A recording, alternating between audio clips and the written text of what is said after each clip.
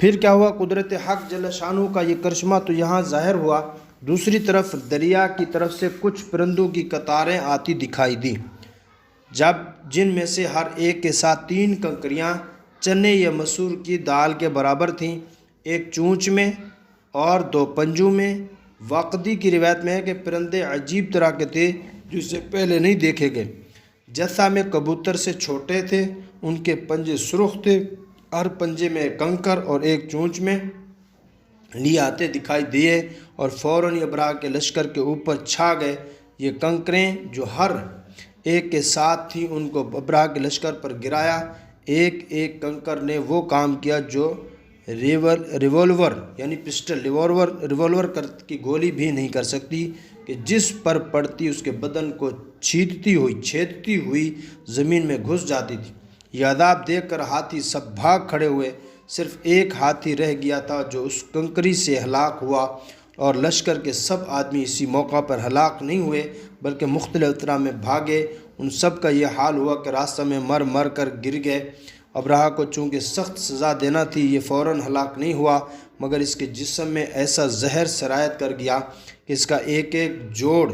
گل سڑ کر گرنے لگا۔ اسی حال میں اس کو واپس یمن لایا گیا۔ دارالحکومت صنعاء پہنچ کر اس کا سارا بدن ٹکڑے ٹکڑے ہو کر بہہ گیا اور مر گیا۔ ابراہ کے ہاتھی محمود کے ساتھ 2 ہاتھی بان یہی مکہ مکرمہ میں رہ گئے، مگر اس طرح کے دونوں اندھے اور اپاہج ہو گئے، دونوں ایسے رہ گئے، دونوں اندھے اور اپاہج ہو گئے۔ محمد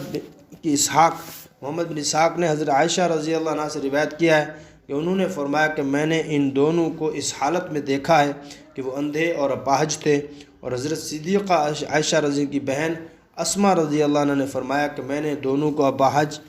اندھوں کو بھیک مانگتے ہوئے دیکھا ہے۔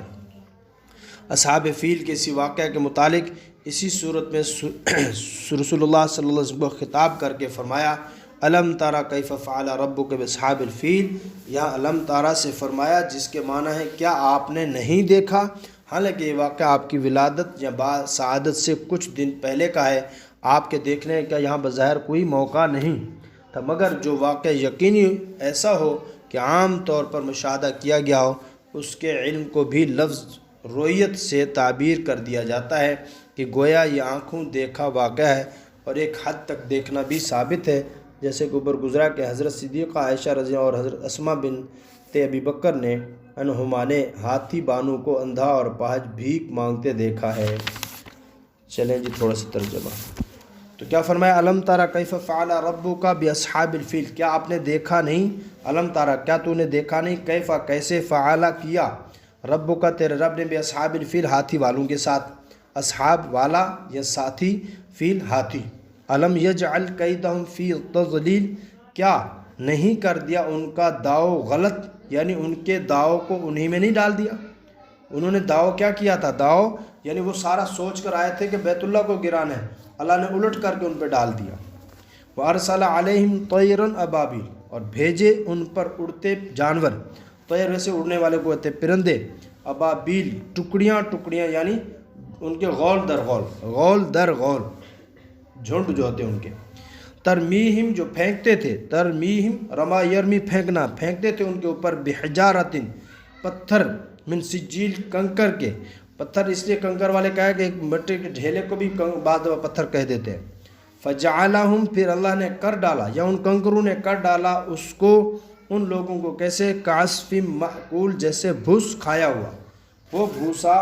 جو جانور کھاتے ہیں پھر اس کے بعد گوبر کے ساتھ بھی ملا ہوتا ہے، اس میں کچرا بھی ہوتا ہے، ایسے کر دیا۔ فرمایا اصحاب فیل کے اس عجیب اور غریب واقعے نے پورے عرب کے دلوں میں قریش کی عظمت بڑھا دی، اور سب ماننے لگے یہ لوگ اللہ والے ہیں۔ ان کی طرف سے خود اللہ تعالیٰ جل شانہ نے ان کے دشمن کو ہلاک کر دیا۔ اسی عظمت کا یہ اثر تھا کہ قریش مکہ مختلف ملکوں کا سفر بغرض تجارت کرتے تھے، اور راستے میں کوئی ان کو نقصان نہ پہنچاتا تھا، حالانکہ اس وقت دوسروں کے لیے کوئی سفر ایسے خطرات سے خالی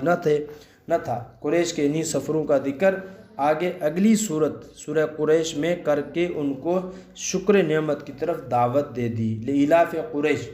کہ اللہ نے جو ہے قریش والوں کے لیے راستے صاف کر دی، محفوظ کر دی۔ تو یہ ہے کہ جو آدمی حق پر ہوگا اللہ تعالیٰ اس کی مدد فرمائیں گے، جو غلط ہوگا اللہ تعالیٰ ان کو ہلاک کر دیں گے۔